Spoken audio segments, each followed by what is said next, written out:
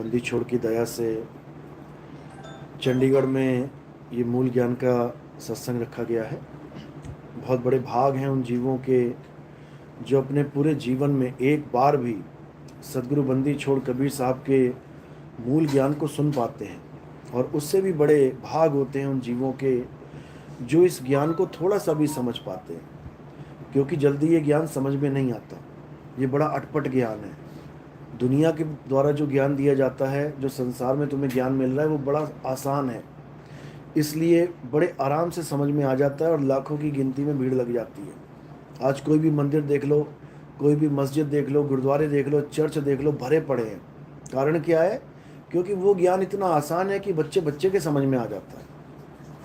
लेकिन जब संत आते हैं इस दुनिया में और असली ज्ञान समझाते हैं, तो लोग उनका ज्ञान सुनते नहीं हैं, बल्कि उनको मारने की, उनको तबाह करने की, उनको सूली पे लटकाने की, उनको जहर देने की कोशिश करते हैं। इतिहास गवाह है। आप देखो पुराने संतों का इतिहास, कैसे उनको मारा गया, काटा गया, जला दिया गया। कारण क्या है? क्या वो ये कहने आए थे कि परमात्मा नहीं है, परमात्मा को मत पूजो? क्या वो लोगों को गुमराह करने के लिए आए थे? बल्कि गुमराह हुए लोगों को सही राह दिखाने के लिए आए थे। लेकिन लोग उनके ज्ञान को समझ नहीं पाए और उनको अपना दुश्मन समझ बैठे। आप देखो, बड़े बड़े संतों ने जब सत्य का झंडा लहराया, तो सबसे बड़ा दुश्मन उन्हीं लोगों को पाया जिनका कल्याण करने के लिए वो आए थे। ऐसा क्यों होता है? नादानीवश, अज्ञानतावश। क्योंकि अज्ञान इतना दिमाग पे चढ़ चुका है, अज्ञान इतना ज़्यादा उसका रंग चढ़ चुका है कि अब कोई सत्य बताए तो अपना दुश्मन दिखाई देता है। लेकिन संतों का काम है सच बताना। अगर संत सच नहीं बताएंगे तो कौन बताएगा? इसलिए संतों ने अपने जान की परवाह नहीं करी। मर गए, कट गए, जल गए, गल गए, लेकिन सत्य को नहीं छोड़ा। साहिब ने बोला, साच कहूं जग मारन धावे और झूठ कहूं पतियाई हो। कहे कबीर सुनो बैसादो, झूठ कहाना जाई हो। कहते जैसे ही हम सच बोलते हैं तो सामने वाले मारने को दौड़ते हैं। क्यों? कारण क्या है? कारण यह है कि उनके अज्ञान का जो महल है वो ढह जाता है, और उनको लगता है कि हमारा जितना भी बना बनाया कारोबार है, जितना भी बना बनाया साम्राज्य, ये सब जीरो हो गया। उनको परमात्मा से ज़्यादा अपने साम्राज्य पे, उस पर ज़्यादा प्रेम है, उस पे ज़्यादा आसक्ति है। परमात्मा नहीं चाहिए किसी को। जो धंधा बना चुके हैं धर्म का, वो धंधा टिका रहे। इसलिए संतों के कई दुश्मन हो जाते हैं। तो कबीर साहब हमेशा एक ही बात बोलते हैं कि जहाँ साच वहीं पर परमात्मा है, जहाँ सत्य है वही परमात्मा है। और केवल कबीर साहब नहीं बोलते हैं, ये सारे धर्म बोलते हैं कि सत्य ही परमात्मा है। हिंदुओं में कहते हैं ईश्वर सत्य है, मुसलमानों में कहते हैं अल्लाह अल हक, हक यानी सत्य, अल्लाह सत्य है। ईसाई कहते हैं गॉड इज ट्रुथ, और गुरु ग्रंथ साहब कहता है सत्य कौन है? श्री अकाल, यानी अकाल पुरुष कौन है? सत्य ही है। कोई आदमी नहीं है कि कोई आदमी है अकाल पुरुष। कहते हैं पुरुष लगाए, देखो जी पुरुष है, वो कोई आदमी है। आदमी नहीं है, सत्य ही अकाल पुरुष है। उसी सत्य को जानना है। तो आज मालिक की कृपा से इस सत्य को उजागर किया जाएगा, समझाया जाएगा, और जो मालिक का जीव विवेकी होगा वो मेरी बात को पकड़ेगा, मेरी बात को समझेगा। लाइव के माध्यम से जहाँ जहाँ भी आवाज़ जा रही है, वहाँ बैठे जीव उस सत्य को जानेंगे जो सत्य हमेशा से हमारे पास है। लेकिन हमें उसका ज्ञान नहीं है, इसलिए हम उस हिरण की तरह ढूंढते फिरते हैं जिसकी नाभि में कस्तूरी है, लेकिन उसे ज्ञान नहीं है। तो आज का सत्संग शुरू करने से पहले परमपिता परमात्मा के नाम पे जयकारा लगाएंगे और फिर सत्संग शुरू करेंगे। बोलिए परमपिता परमात्मा की, सदगुरु बंदी छोड़ कबीर साहिब की, सदगुरु मदन पति साहिब की, दीवान जवाहर पति साहिब की, सदगुरु राम सेवक साहिब की, सदगुरु वैराग पति साहिब की, सभी संतों की, सभी हंसों की, सभी भक्तों की, इनके माता पिता गुरुदेव की, आज के आनंद की, इस गांव नगर बस्ती की, सकल हंस को बंदगी, साहेब बंदगी सदा। सतगुरु नितिन साहिब की जय।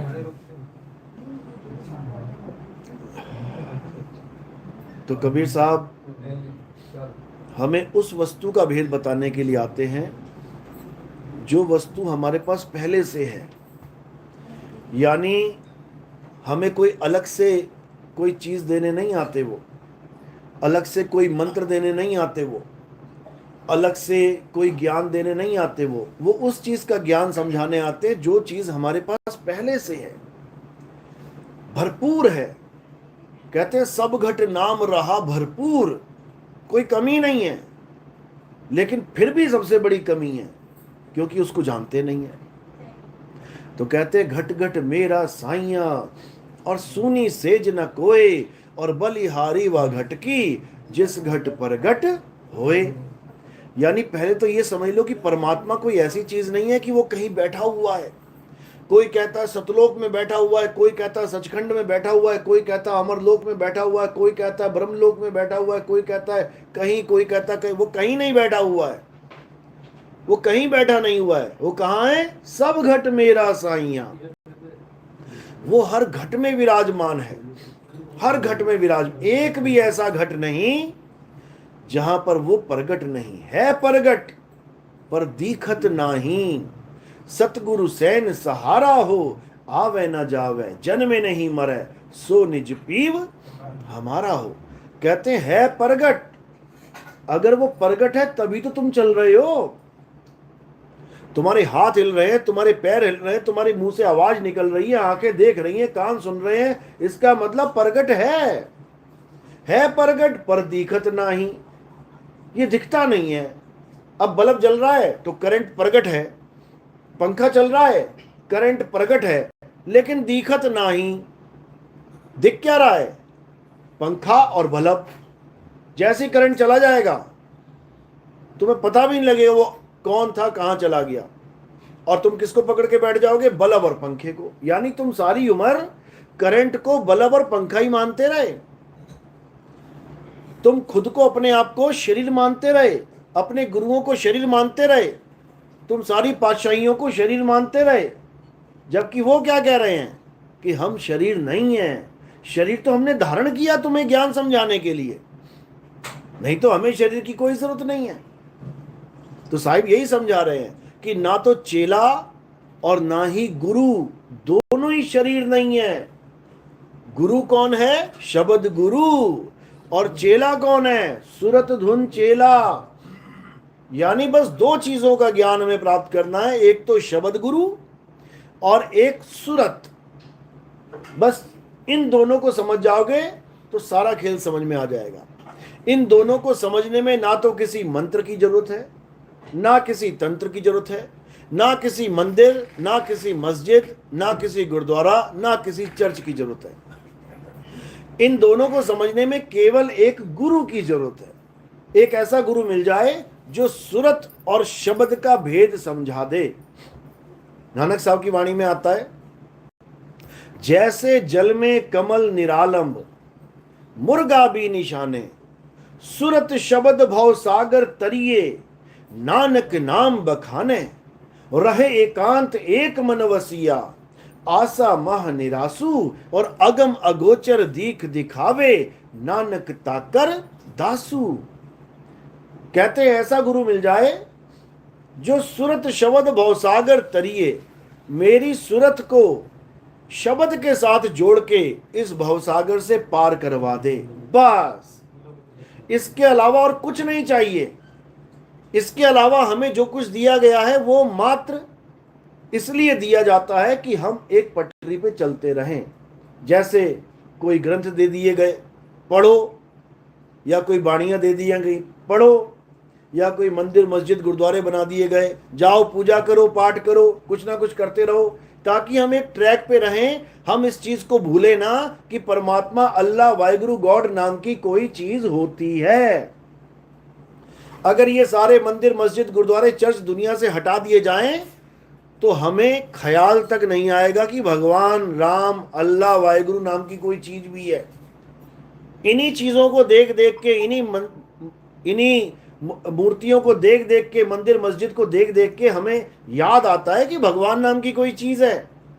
यहां तक तो समझ में आता है कि ठीक है, लेकिन कोई सोचे कि मुझे इन्हीं में भगवान मिलेगा, इसी में अल्लाह मिलेगा, इसी में वाहिगुरु मिलेगा, तो ऐसा भाई कुछ नहीं है। अगर ये मंदिर मस्जिद गुरुद्वारा ही सच होता तो भगवान दुनिया के साथ मंदिर मस्जिद गुरुद्वारे भी बना देता, लेकिन उसने दुनिया बनाई, एक भी मंदिर मस्जिद नहीं बनाया। किसने बनाए मंदिर मस्जिद? इंसान ने बनाए, इंसान ने बनाए, भगवान ने क्यों नहीं बनाए? अगर यही चीज सबसे जरूरी थी हमारे जीवन में तो भगवान ने क्यों नहीं बनाए? समझो, ये सब इंसानों ने बनाए हैं। ग्रंथ किसने लिखे? इंसानों ने बनाए। हर धर्म का एक ग्रंथ है। मुझे ये बताओ कि सारे धर्म वालों को परमात्मा ने, अल्लाह ने, वाहिगुरु ने ग्रंथ भेज दिए, अभी तक अफ्रीका के जंगल में जो बेचारे नंगे धड़ंगे वन मानुष रहते हैं, आज भी उनके लिए कोई ग्रंथ क्यों नहीं आया अभी तक?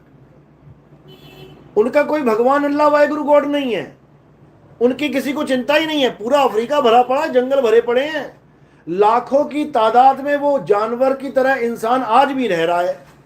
उनको ना किसी अल्लाह को उसकी फिक्र है, ना किसी गॉड को फिक्र है, ना वाहिगुरु की फिक्र है। उनके लिए कोई ग्रंथ क्यों नहीं बन रहा है? क्योंकि उन्होंने अभी तक कोई भाषा का खोज ही नहीं करी है, अभी अक्षर खोजे ही नहीं है उन्होंने। वो इशारों से ही काम चला रहे हैं, हुआ हुआ करके अपना जीवन बिता रहे हैं।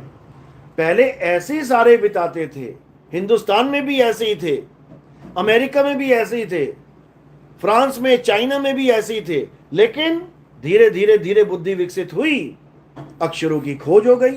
अक्षरों की खोज हो गई तो दुनिया भर के नाम रख डाले, दुनिया भर के नाम आ गए तो फिर ग्रंथ भी लिख डाले। इंसानों की देन है ये, किसी परमात्मा ने कोई ग्रंथ नहीं दिया, किसी को नहीं दिया। इंसानों को जो अनुभव हुआ उसने उस ग्रंथ में लिखा है, वो भी अक्षरों के खोजे जाने के बाद। इसलिए ये अक्षर किसने बनाए? इंसान ने बनाए। ये 52 अक्षर किसने बनाए?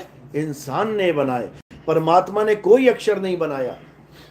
परमात्मा अक्षरों से परे है, इंसान अक्षर बनाता है, और इंसान अपनी अपनी बुद्धि के अनुसार अलग अलग अक्षर बनाता है। तभी तो इतनी भाषाएं हैं।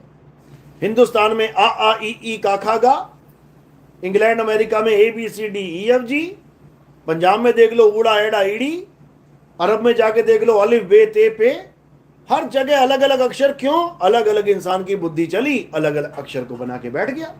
यहां तक समझ में आती है बात कि अक्षर जरूरी है, वरना वो अफ्रीका वाले जंगल की तरह हम भी रह रहे होते। अच्छी बात है कि हम पढ़े लिखे हो गए अक्षरों की वजह से, लेकिन कोई कहे कि इन अक्षरों की वजह से मैं अल्लाह को पालूंगा, इन अक्षरों की वजह से वाहिगुरु को पकड़ लूंगा, मैं इन अक्षरों की वजह से मैं राम तक पहुंच जाऊंगा, इन अक्षरों की वजह से मैं गॉड को मजबूर कर दूंगा आने के लिए, ऐसा नहीं हो सकता, ऐसा नहीं हो सकता।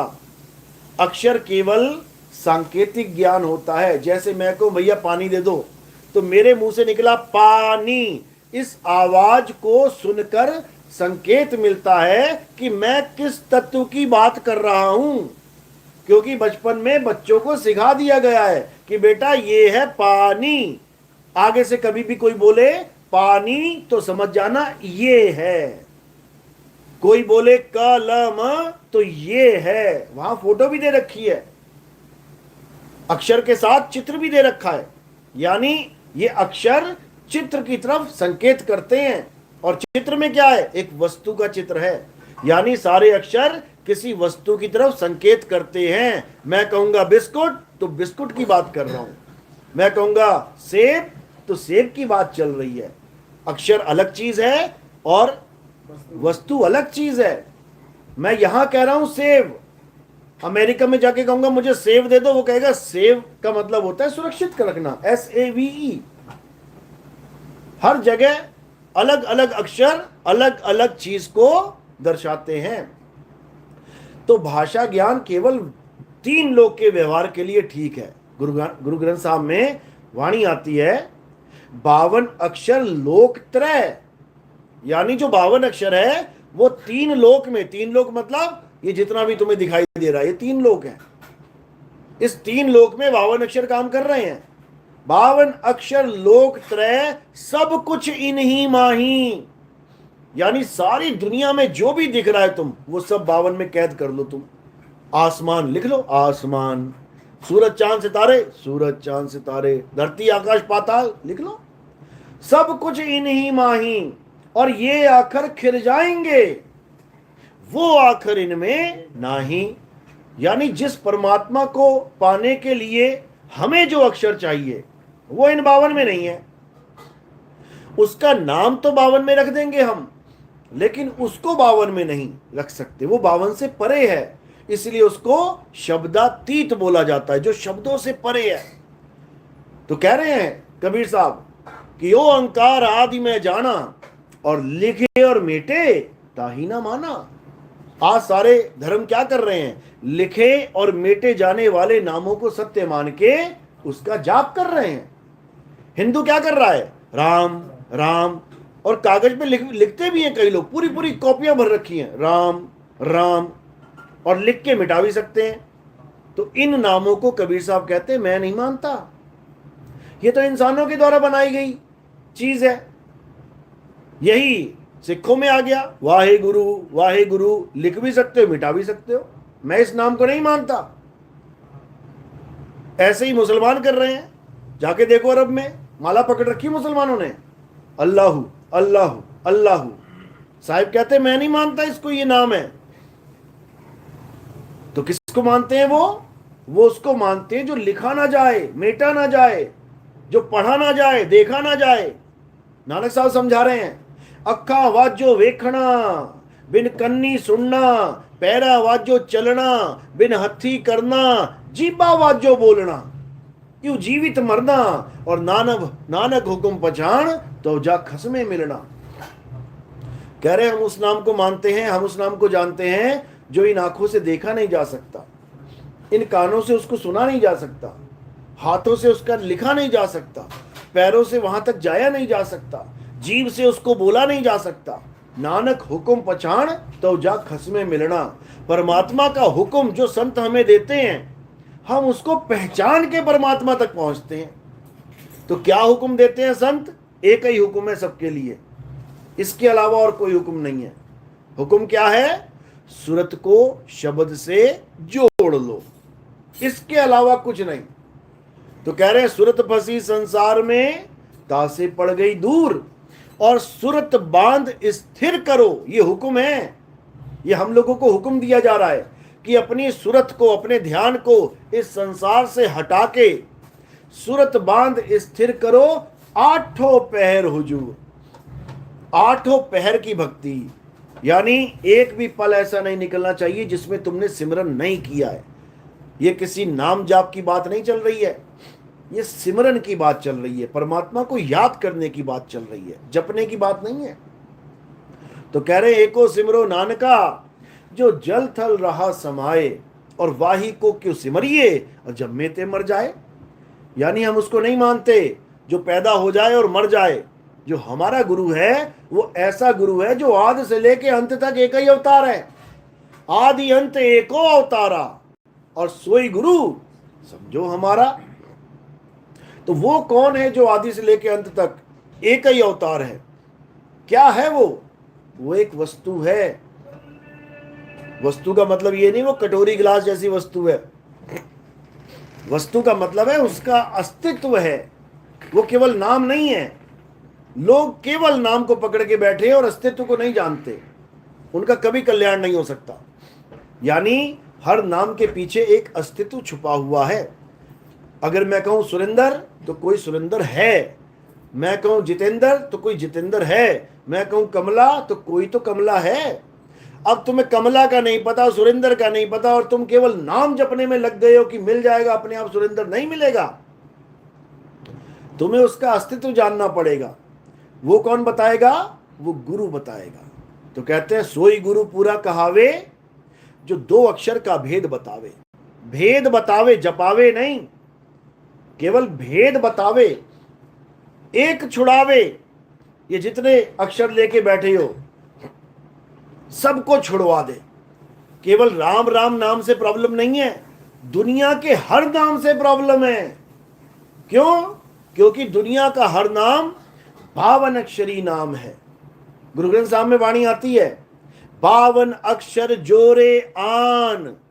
अब ये नहीं बोल रहे कबीर साहब कि राम जोड़ लिया या अल्लाह अक्षरों से जोड़ लिया या वाहिगुरु जोड़ लिया या हालेलुया। वो कह रहे हैं 52 अक्षर जोरे आन, यानी 52 अक्षरों से जितने भी नाम बनते हैं, क्योंकि ये 4-5 नाम नहीं, लाखों करोड़ों नाम बना के बैठा है इंसान।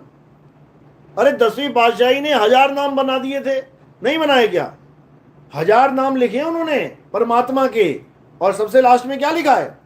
अनाम है। अनाम यानी उसका कोई नाम ही नहीं है। तुम प्यार में आके लाख छोड़ो करोड़ों बना लो, उससे क्या होता है भाई? पानी का भी नाम इंसान ने 5 नाम तो हम ही जानते हैं, जल, वाटर, नीर, तोय, पानी। अरे 5 छोड़ो 5000 बना लो, तो क्या उन नामों को जपने से प्यास बुझ जाएगी? बस इतनी सी बात है।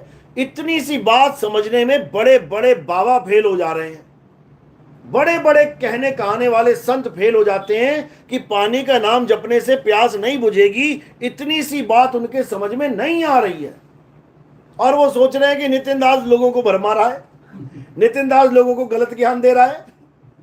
इतनी सी बात बच्चा तक समझ जाएगा। किसी बच्चे को प्यास लगी और तुम कहो बेटा जपो पानी पानी, तुम्हारी प्यास बुझ जाएगी। कहे पागल है क्या? गिलास दे, पानी दे, मुझे पानी पीना है मैंने। बच्चा भी समझ जाएगा इस बात को, लेकिन महात्मा लोग नहीं समझ पा रहे। कारण क्या है? अज्ञान जो घुस चुका है दिमाग में, इतना घुस चुका है कि अब सच को भी सच नहीं मान पा रहे हैं। कहते हैं झूठ 1000 बार सुनने के बाद वो झूठ भी सच लगने लग जाता है। वो हाल हो चुका है। अब जब कोई सत्य बता रहा है तो दुश्मन लग रहा है, उसको लग रहा है हमारे धर्म के खिलाफ बात कर। अरे धर्म तो तुम जानते ही नहीं होता क्या है। धर्म तो लोग समझते ही नहीं होता क्या है। धर्म का मतलब क्या होता है? क्या धर्म है हमारा? सारे संसार का एक ही धर्म है, उसी को सनातन धर्म कहते हैं। सनातन धर्म का मतलब यह नहीं होता कि तुम राम जी की पूजा करो, श्याम जी की पूजा करो, हनुमान जी की पूजा करो। सनातन का मतलब होता है, पहले तुम्हें सनातन का मतलब जानना पड़ेगा। सनातन का मतलब होता है जिसका कोई नाश ना कर पाए, जो सदा सदा एक रस रहे, जो कभी खंडित ना हो, जो सदा अटल रहे, अचल रहे, उसे सनातन कहते हैं। लेकिन कोई डेफिनेशन तक नहीं बता रहा है। सनातनी तो भला क्या बना पाएगा वो जीवन में? तो अध्याय 2 24वें श्लोक में सनातन की डेफिनेशन लिखी है। हे अर्जुन, ये आत्मा अच्छेद्य है, अशोष्य है, अदाह है। ये आत्मा अचल है, सदा स्थिर रहने वाली है। ये आत्मा पुरातन है। पुरातन यानी पुराने से भी पुरानी, इससे पुराना कुछ है ही नहीं। और ये आत्मा ही सत्य है, सनातन है। तो सनातन का मतलब क्या है? आत्मा ही सनातन है, यानी हमें आत्मा को जानना है। श्री गुरु ग्रंथ साहब में वाणी आती है आत्मदेव पूजिए।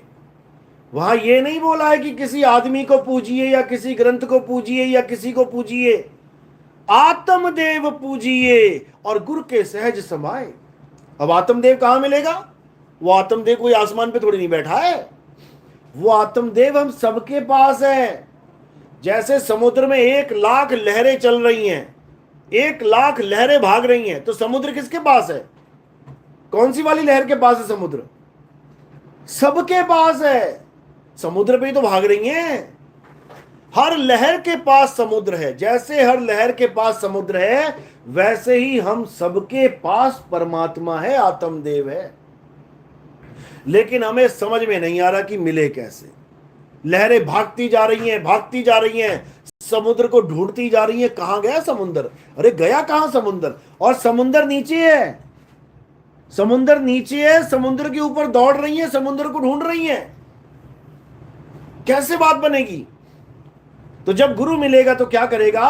उस दौड़ती हुई समुद्र की लहरों को, यानी चल अवस्था की लहरों को अचल अवस्था का ज्ञान दे देगा कि भागना नहीं है, रुक जा, सुरत बांध, स्थिर करो। स्थिर का मतलब क्या होता है? चलना। स्थिर का मतलब होता है एक जगह रुक जाना। जब रुकने का ज्ञान मिल गया तो उस लहर को समुद्र कैसे मिलेगा? उसी में समा जाएगी। इसी को बोला है, अब तो जाए चढ़े सिंहासन और मिले हैं सारंग पानी, और राम कबीरा एक भय हैं और कोई ना सके पहचानी। बस यहां पे सिंहासन पे चढ़ने की बात चल रही है और वहां लहर के गिरने की बात चल रही है। बस इतना सा खेल है। वहां पर लहर नीचे हो गई तो समुद्र में मिल जाएगी, और यहां पे तुम थोड़ा ऊपर चढ़ गए तो सिंहासन पे बैठ जाओगे। अब ये सिंहासन कहां लगा है, बस इतना सा भेद समझना है, और चढ़ना कैसे है इतना सा भेद समझना है। दोनों चीजों का ज्ञान हो जाए तो समझ लो कि काम बन जाएगा। तो कहते हैं आए हैं सो जाएंगे, राजा रंक फकीर, एक सिंहासन चढ़ चले और एक बंधे जंजीर। अगर तो गुरु ऐसा मिल गया जो सिंहासन का भेद बता दे, तब तो मेरे भाई तुम चढ़ जाओगे। और कैसे चढ़ना है? विहंगम चाल से। जैसे ही विहंगम चाल पे चढ़ोगे वैसे ही तुम सिंहासन पे बैठ जाओगे। सिंहासन पे जब कोई बैठ जाएगा तो क्या अवस्था बन जाएगी उसकी? जैसे मैं बैठा हूं, चल में हूं कि अचल में हूं? अचल में आ जाएंगे।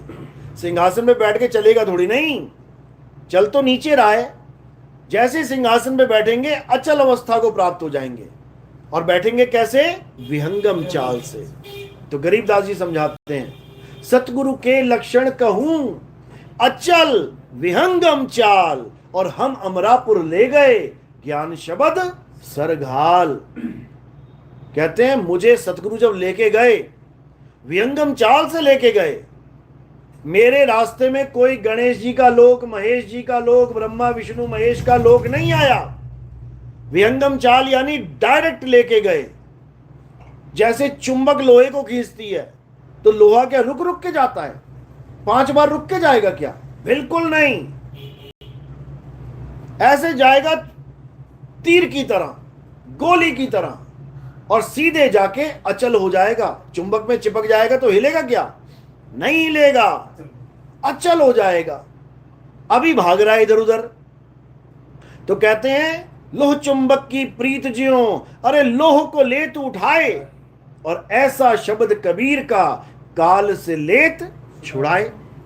यानी जब मुझे ऐसा गुरु मिल गया जो मेरे मंत्र जंतर तंत्र पूजा पाठ हवन सब छुड़वा दे, बिल्कुल कोरा कागज कर दे मुझे, और उसके बाद मूल ज्ञान मुझे बता दे, यानी सूरत को शब्द से कैसे जोड़ना है, बस इतना भेद बता दे, तब समझ लो कि अब मेरा कल्याण हो जाएगा। और अगर गुरु नहीं मिला, मूल ज्ञान वाला गुरु नहीं मिला, तो ये जगत के गुरु मिल जाएंगे। कोई कहेगा राम राम जप ले, कोई कहेगा राधे राधे, कोई कहेगा अल्लाह अल्लाह जप ले, कोई कहेगा वाहेगुरु वाहेगुरु, कोई कहेगा कुछ जप ले, कोई कहेगा कुछ। क्यों? ये सब 52 अक्षरों के जाल में फंसे पड़े हैं, ये 52 से नहीं निकल सकते। तो कहते हैं 52 के जंजाल में अरे फंस गया ये संसार, सिमरन 52 का करे और कैसे लागे पार।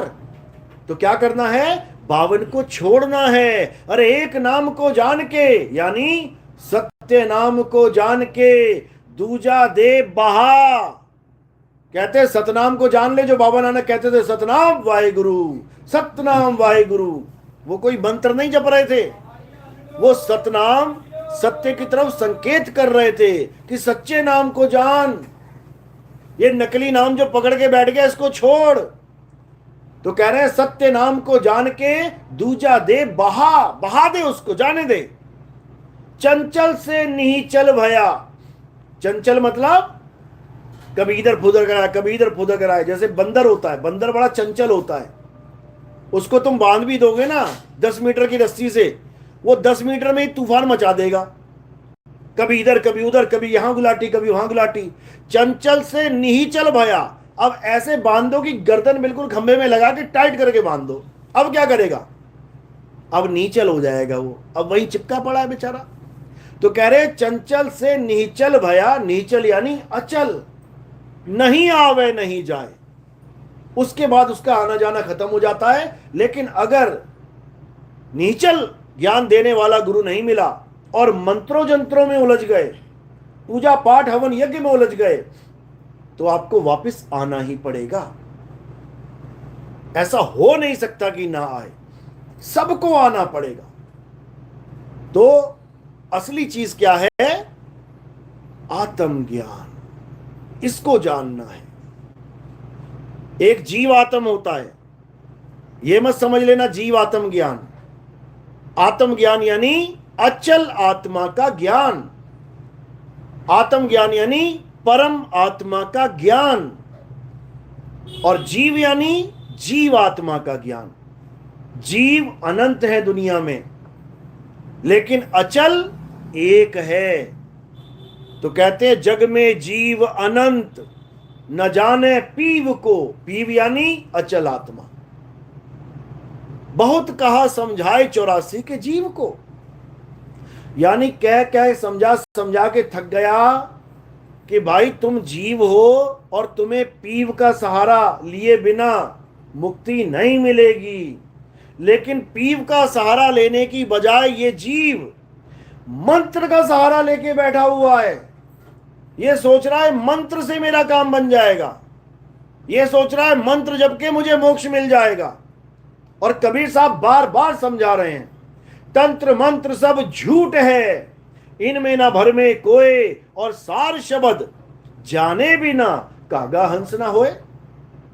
सार शब्द यानी सब शब्दों का सार।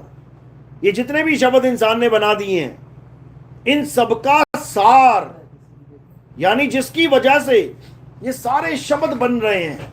किसकी वजह से बन रहे हैं? आत्मा की वजह से। आत्मा ना हो तो कौन शब्द बनाएगा, कौन बोलेगा, कौन लिखेगा? आत्मा सार शब्द है। और ये जितने शब्द बनाए जा रहे हैं ये 52 अक्षरी शब्द हैं। इसलिए साहिब ने समझाया कि शब्द शब्द बहु अंतरे, यानी शब्द और शब्द में बहुत अंतर है।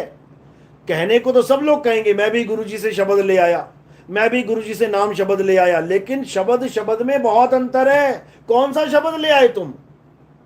तो कह रहे हैं शब्द शब्द बहु अंतरे, सार शब्द मत लीजिए। और कहे कबीर जहां सार शब्द नहीं, दृग जीवन सो जीजे। धिक्कार है उस जीवन पे जहां पे शब्द तो ले आया गुरुजी से, लेकिन सार शब्द की जगह 52 अक्षरी शब्द ले आया, जो जीव से बोले जाते हैं, जो कानों से सुने जाते हैं। तो कहते हैं 52 अक्षर जीव आधारा, और आदि अक्षर यानी सार शब्द जीव्या से न्यारा। वाही को सत सिमरण कहिए, वो सार शब्द ही सच्चा सिमरण है।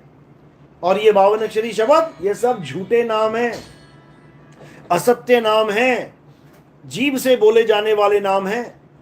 श्री गुरु ग्रंथ साहब में वाणी आती है, कहते हैं कृत्रिम यानी नकली, कृत्रिम नाम कथे तेरे जीबा, और सत्य नाम तेरा परा पुरबला। बिल्कुल क्लियर कर दिया गुरु ग्रंथ साहब में कि तेरे जितने भी नकली नाम है परमात्मा, वो सब जीव से बोले जाने वाले हैं। कृत्रिम नाम यानी नकली नाम, कथे तेरे जीबा, इस जीव से कथे जाने वाले सारे नाम नकली हैं। सत्य नाम यानी सच्चा नाम, तेरा यानी परमात्मा का। सतनाम किसका है? परमात्मा का। और ये अज्ञानी गुरु ने किसका बना दिया? कहते हैं काल भगवान और अक्षर पुरुष का नाम मिला के सतनाम बन जाता है। बताओ, जो खुद सत्य नहीं है।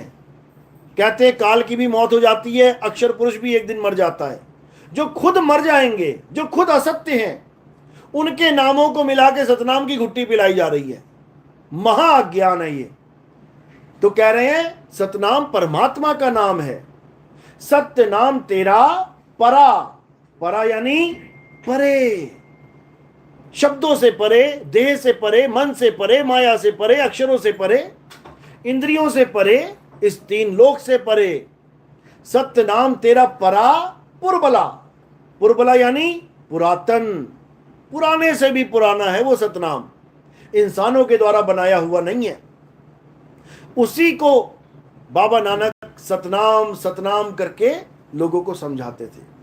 यानी वो अचल नाम, वो अकह नाम, वो अडोल नाम जो सबके पास है, लेकिन उसका अनुभव ना होने के कारण, उसका ज्ञान ना होने के कारण हम सब जन्मों जन्मों से 84 में भटक रहे हैं। जन्मों जन्मों से, युगों युग बीत गए, आज तक किसी की मुक्ति नहीं हुई। युगों युग बीत गए, नाम जपते, पूजा पाठ करते, हवन यज्ञ करते, दुनिया भर का काम कर डाला, लेकिन आज तक मुक्ति नहीं हुई। इसीलिए आज यहां बैठे हुए हैं। अगर किसी एक की भी मुक्ति हो जाती उन काम करने से, वो मंत्र जाप, वो तंत्र विद्या, वो सब कुछ कर लिया, तो यहां बैठे ना होते। तो अब क्या करना है जो कभी नहीं किया? कभी क्या नहीं किया? आत्मा को कभी नहीं जान पाए। इतिहास उठा के देख लो, पुराने पुराने ऋषि मुनि जिनके नाम पे बड़े बड़े मंदिर बने हुए हैं, इतिहास उठा के देख लो उनका। वो मंत्र जपते रहे, 108 बाबा जी, 1008 बाबा जी, वो सिद्ध पुरुष कहलाते रहे, लेकिन एक भी आत्मज्ञानी नहीं हुआ। समझो।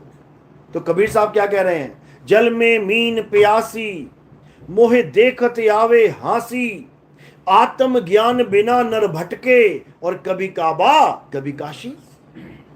जिसका हमें ज्ञान चाहिए वो हमारे पास ही है सामान, लेकिन हम भटक रहे हैं, कभी काबा कभी काशी, और सोच रहे हैं हम बहुत बड़े धार्मिक हैं। अभी कांवड़ यात्रा हजारों लाखों लोग जा रहे हैं भगवान को खुश करने के लिए। कैसे खुश करेंगे? लोटा लेके आएंगे पानी का और चढ़ा देंगे। जिस भोले शंकर की जटाओं में से गंगा निकल रही है, उसके ऊपर एक लोटा जल चढ़ा के सोचते हैं कि हमने बाबा जी को नहला दिया। बाबा पूरा ही नहाया हुआ है पहले से ही। जो जटाओं में गंगा लेके चल रहा है, उसको तुम्हारे लोटे जल की जरूरत है क्या? उसके बाद जो एक्सीडेंट हो रहे हैं, लड़ाई हो रही है, झगड़े हो रहे हैं, वो अलग। केवल परमात्मा को पाने के लिए इतना तामझाम चल रहा है। और परमात्मा कहाँ है? परमात्मा को साथ ही लेके चल रहे हो भाई तुम भी। लहरें समुद्र के ऊपर चल के परमात्मा को ढूंढ रही हैं, और समुद्र कहाँ है? हर लहर के साथ जुड़ा हुआ है समुद्र। बस भेदी गुरु नहीं मिल रहा है, इसलिए भटक रहे हैं बेचारे। तो क्या करना है? अब भेदी गुरु को जानना है कि आखिर भेदी गुरु और जपी गुरु में फर्क क्या है। नाम जपने वाले गुरु जपी कहलाते हैं, तपस्या करने वाले गुरु तपी कहलाते हैं, घर बार छोड़ के जंगल में भेजने वाले गुरु सन्यासी कहलाते हैं। तो कह रहे हैं नाम है जप में, नाम है तप में, नाम है एकांत निवास में। ना जपी, ना तपी, ना सन्यासी, इनसे हमारा कल्याण नहीं हो सकता। कोई भले सारी उम्र राधे राधे जप रहा है, सारी उम्र वाहिगुरु वाहिगुरु जप रहा है, सारी उम्र राम राम जप रहा है, उससे हमारा कल्याण नहीं हो सकता। हमारा कल्याण होगा भेदी गुरु से। तो कहते हैं अरे वस्तु कहीं और ढूंढे कहीं, और कैसे लागे हाथ, गुप्त वस्तु तब मिले, भेदी लीजिए साथ। भेदी यानी जो रहस्य बता दे तुम्हें। अरे भेदी लीना साथ में, और दीनी वस्तु लखाए, और कोटि जन्म का पंथ था पल में पहुंचा जाए। यानी भेदी गुरु क्या करेगा? मुझे मेरी ही वस्तु का ज्ञान बता देगा, क्योंकि हर इंसान के पास वो वस्तु है।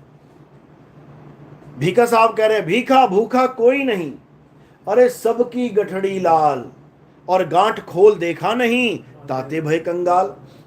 सबके पास हीरे पन्ना जवाहरात लाल भरे पड़े हैं, लेकिन गांठ लगी पड़ी है, खोलनी नहीं आती है, तो दर दर की भिखारी भीख मांग रहा है। तो अब क्या करना है? अब हमें अपने आत्म स्वरूप को जानना है, क्योंकि तुम्हारा आत्म स्वरूप ही सत्य है, सत्य है। इसीलिए बार बार ये समझाया जा रहा है कि सत्य का मतलब कोई नाम नहीं है कि मैं कुछ नाम जपूंगा। सत्य का मतलब तुम स्वयं हो, तुम ही सत्य हो।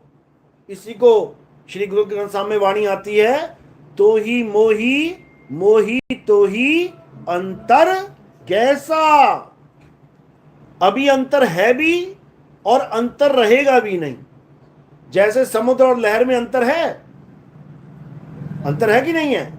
अंतर है, तभी तो उसके दो नाम रख दिए, समुद्र और लहर। समुद्र एक जगह स्थिर है और लहर आती जाती है, ये अंतर है। अब इस अंतर को खत्म करना है। लहर समुद्र में समा गई, अब कोई अंतर है? कोई अंतर नहीं है।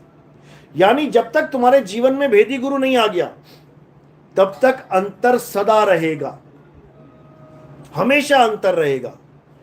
और जब भेदी गुरु आ गया वो इस अंतर को ही खत्म कर देगा। आत्मा परमात्मा एक को करे, अंतर की दुविधा अंतर मरे। उस अंतर को ही खत्म कर देगा वो। तो कहते तो ही मोही मोही तो ही अंतर कैसा, कनक कटिक जल तरंग जैसा। जल स्थिर है और तरंग चल रही है, तो तरंग को क्या करना है? जल में ही स्थिर करवा देना है, तो कोई अंतर नहीं। यही बाइबल में बोला गया। सांकेतिक ज्ञान में ईसा मसीह ने क्या बोला कि मैं परमेश्वर का पुत्र हूं, I am son of God. सबको समझ में आ गया कि परमात्मा कोई है और ये उसका पुत्र है। लेकिन बाइबल में उन्होंने ये भी बोला, I and my father are one, यानी मैं और मेरा बाप एक ही है। ये किसी को समझ में नहीं आ रहा, ये किसी को समझ में नहीं आ रहा। क्योंकि अगर ये समझ में आ जाए तो कोई ईसा मसीह पे आस ना लगाए कि मुझे ईसा मसीह आके तारेंगे। फिर सबको समझ में आ जाएगा कि I and my father are one, तो वही फॉर्मूला तुम पे भी लागू हो जाता है कि I and my father are one. बस इसको समझना है। यानी तुम और परमात्मा एक ही हो, अभी नहीं हो। जब भेदी गुरु भेद समझा देगा और भक्ति करवा देगा, अनुभव ज्ञान हो जाएगा, तब वो तुम ही हो। इसी को सोहम बोला गया है। सोहम, सोहम कोई मंत्र नहीं है कि जपना है सोहम सोहम सोहम, बिल्कुल नहीं। सोहम एक अवस्था का नाम है। अवस्था मतलब हम परमात्मा को कह रहे हैं, जैसा तू वैसे हम, जो तू सो हम। तो ये सोहम सोहम जपना नहीं है, सोहम हो जाना है। कैसे होंगे ये भी बता रखा है, लेकिन अज्ञानी समझ ही नहीं पा रहा। कैसे होंगे? कहते हैं श्वासा की कर सिमरनी और कर अजपा का जाप, परम तत्व का ध्यान धर, सोहम आपे आप। तो क्या करना है? कहते हैं परम तत्व का ध्यान धर। अब 5 तत्व तो सुना था, ये परम तत्व क्या है? 5 तत्व तो दिखाई दे रहे हैं, धरती, आसमान, वायु, अग्नि, जल। ये 5 तत्व तो समझ में आ रहे हैं। ये परम तत्व क्या है? परम तत्व का मतलब है आत्मा, अचल आत्मा। तो जब परम तत्व का ध्यान धरोगे, यानी ये जीव उस परम तत्व यानी परमात्मा का ध्यान धरेगा, नाम नहीं जपेगा, ध्यान धरेगा। परम तत्व का ध्यान धर, सोहम आपे आप। तो ये अपने आप ही सोहम हो जाएगा। बस इतना सा खेल है। लेकिन ना समझ में आने के कारण नाना प्रकार के पंथ, नाना प्रकार के धर्म, नाना प्रकार के संप्रदाय, दुनिया भर के लोग अलग अलग अलग होके बैठ गए, जबकि सब लहरों का पिता एक ही है। सब मटकों में जो जल पड़ा है वो एक ही कुएं का है। फिर भी नहीं समझ में आ रहा इन लोगों को कि लड़ना नहीं है बाप के नाम पे, बाप को खोजना है। बंदे खोज दिल हर रोज। दिल क्या? ये दिल खोजना है। लाओ चाकू निकाल के बाहर देख लेते क्या है इसमें। दिल का मतलब है आत्मा। हृदय बोला गया है, हृदय का मतलब है आत्मा, क्योंकि ये आध्यात्मिक वर्ड है, आध्यात्मिक अर्थ है इसका।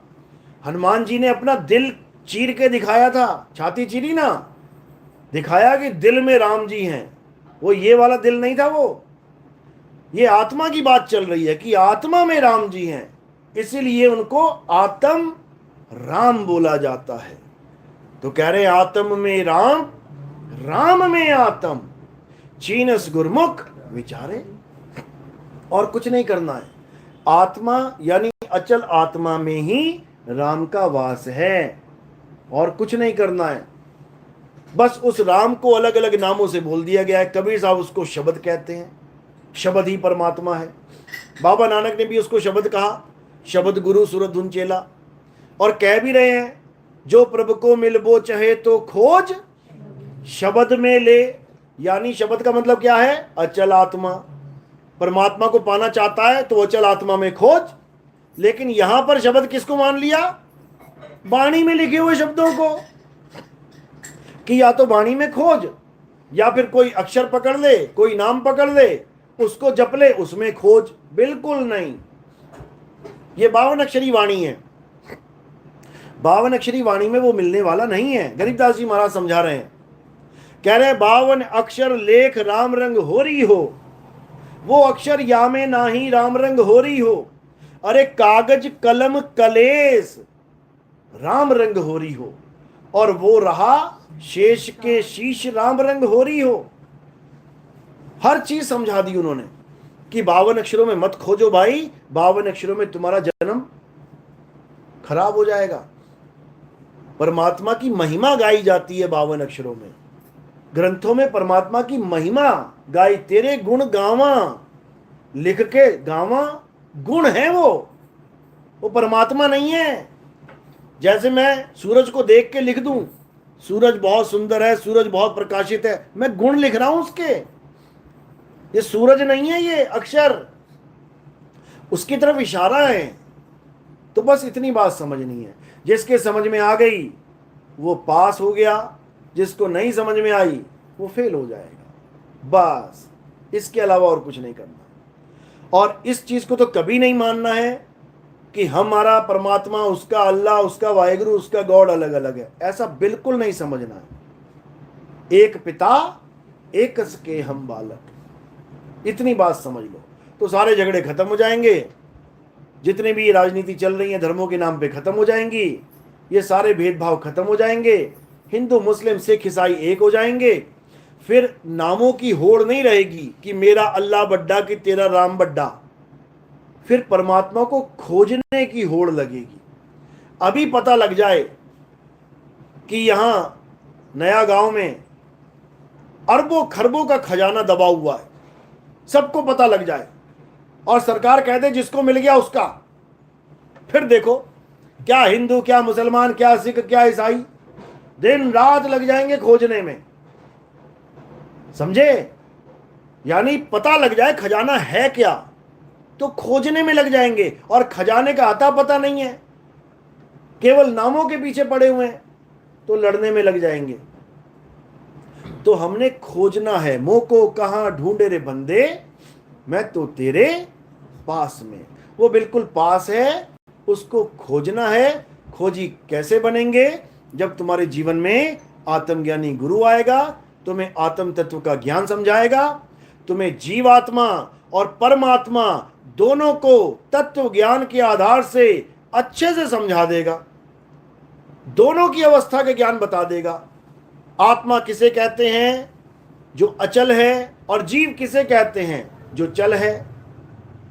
दोनों को समझा के सारा भरम खत्म करके एक लक्ष्य पे सधवा देगा, और सीधे निशाना तुम्हारा सत्य को लगेगा जाके, और तुम्हारा कल्याण हो जाएगा। बोलिए परमपिता परमात्मा की सदा ही जय हो। साहिब बंद की सतनाम। मेरी बात समझ में आई? नए भगत हैं कई लोग, आज समझ में आ रही बात?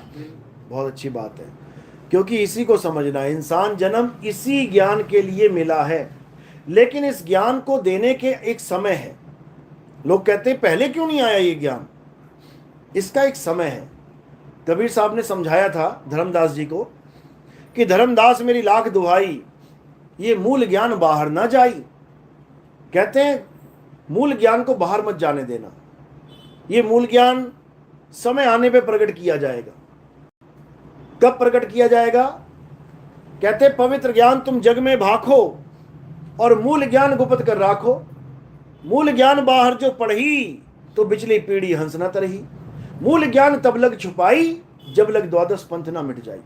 यानी 12 पंथों का ज्ञान जब तक पूरा खत्म नहीं कर देते हम लोग, पूरा ज्ञान इसको एक्सपोज नहीं कर देते, तब तक मूल ज्ञान को प्रकट नहीं करेंगे। तो 12 पंथ क्या हैं? ये जितने भी दुनिया में जितना भी ज्ञान चल रहा है, ये सब 12 पंथों में ही आता है। अब इसको खत्म करके, यानी इसको एक्सपोज करके, अब इस मूल ज्ञान को आगे रखा गया है। अब इस पंथ में कौन जुड़ेगा?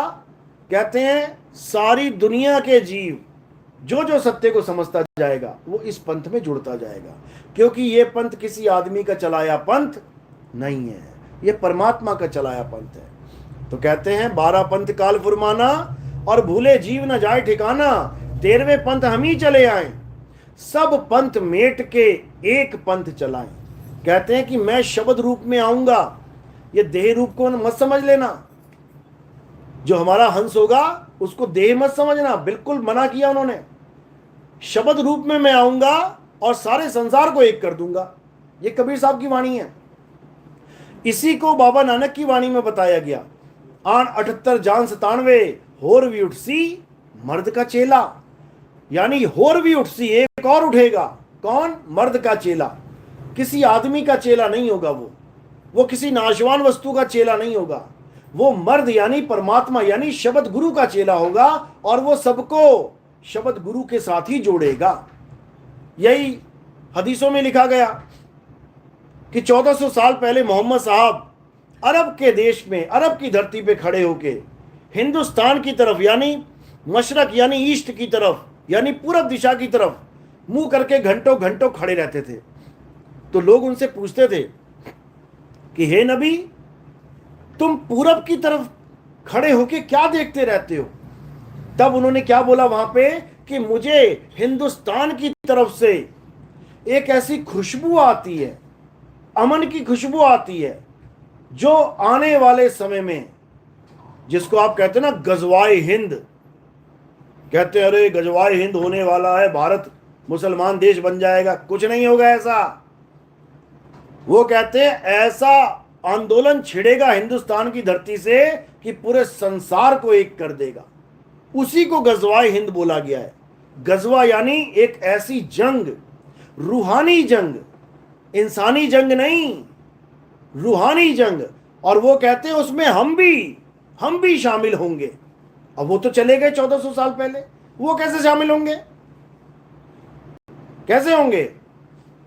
शब्द रूप में शामिल होंगे। ये सारे संत शामिल हैं, ये सारे संत एक साथ शामिल हैं, क्योंकि सब शब्द में समा चुके हैं। ये शब्द का ज्ञान चल रहा है, ये सब संतों का ज्ञान चल रहा है। इसी को बाइबल में बोला गया कि ईसा मसीह चले गए, मर गए, ये मत समझ लेना, वो दोबारा आएंगे और पूरे संसार को क्रिश्चियन बना देंगे। वो दोबारा कैसे आएंगे? अब दोबारा आएंगे क्या शरीर लेके? वो शब्द में समा चुके हैं और ये शब्द का ही ज्ञान चल रहा है। वो शब्द रूप में सबको समझा देंगे। ईसाई अपने चेलों को समझा देंगे, यानी ईसा मसीह अपने चेलों को समझा देगा शब्द रूप में कि नितिन दास सही बोल रहा है। मुसलमानों को मोहम्मद साहब समझा देंगे कि नितिन दास सही बोल रहा है। सिखों को गुरु नानक साहब समझा देंगे कि यही शब्द गुरु की बात कर रहा है। और हिंदुओं को उनके गुरु समझा देंगे, कृष्ण जी समझा देंगे कि सही गीता ये बता रहा है। तो सब समझ के एक झंडे के नीचे आ जाएंगे और सबको वो परमात्म तत्व मिल जाएगा। सारे झगड़े खत्म, सारे झंझट खत्म, ये जितने भी दुनिया भर के पाखंड चल रहे हैं सारे पाखंड खत्म, और एक नाम, सत्य नाम पूरे संसार में उजागर हो जाएगा। यही कबीर साहब ने बोला है, घर घर होगा बोध विचारा, सत्य नाम का डंका बजेगा और बच के रहेगा। बोलिए परमपिता परमात्मा की सदा ही जय हो। साई बन की सतनाम। अब आरती का समय है। आरती कैसे करते हैं समझ लो। थोड़े से फूल लेने हैं और मेरे सिर के ऊपर रख देने हैं। सिर के ऊपर क्यों रखते हैं? क्योंकि हमारे यहाँ आरती किसी काया की नहीं होती है। हमारे यहाँ आरती किसी कैलेंडर फोटो की नहीं होती है, किसी पत्थर की नहीं होती है। हमारे यहाँ आरती किसकी होती है? आत्मदेव की आरती होती है। मेरे पास आत्मा है, थैंक यू। उसी आत्मा की आरती होगी जिस आत्मा के द्वारा आप ज्ञान समझ रहे हैं। तो हमारे यहाँ संतों को आत्मा माना जाता है। संत हमारी आत्मा, हम संतन के जीव, और संतन हम में रम रहे, जीव माखन में घी, जैसे मक्खन में घी नहीं दिखाई देता, इसी प्रकार इस काया में आत्मा नहीं दिख रही है आपको, लेकिन ये आत्मा के द्वारा ही चल रही है, आत्मा के द्वारा ही काया बोल रही है। तो उसी आत्मा की आरती होती है। बोलिए परमपिता परमात्मा की सदा ही जय। साहिब बंदगी सब। सतगुरु ने